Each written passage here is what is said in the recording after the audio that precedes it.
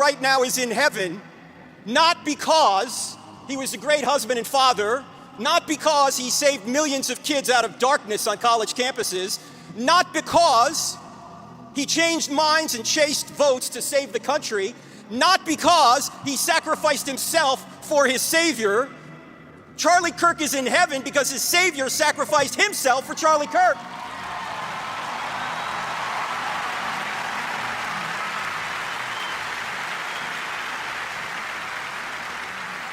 Now look, there's only two things you can get in the afterlife.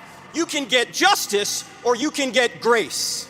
Ladies and gentlemen, does anyone in here, does anybody out there watching around the world want justice from an infinitely just being? I don't want justice, I want grace. Well, the only way to get grace for an infinitely just being is for him to punish an innocent substitute in our place. Where can he find an innocent substitute among us? He can't. We're all fallen.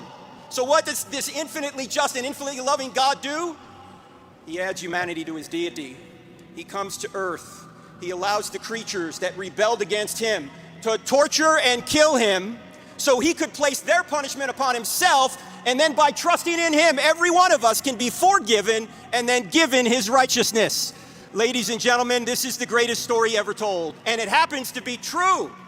There's evidence for this, and Charlie knew it. Watch his videos.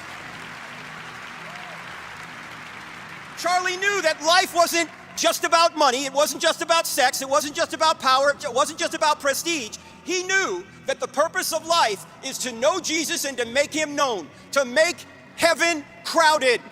Charlie's eyes were fixed on eternity. Where have your eyes been fixed? What have you been doing with your lives? What have you been doing? What are you going to do now? You know, in every evil, God brings forth some ripples of good. In this case, he's bringing a tsunami of good. Look around.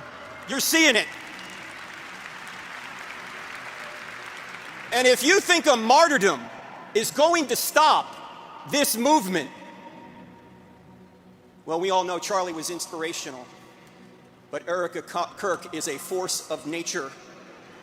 You're going to see her later today. In fact, I know what's going on in the spiritual realm right now. Every morning Erica gets up, the devil shrieks, "Oh no, she's awake again!"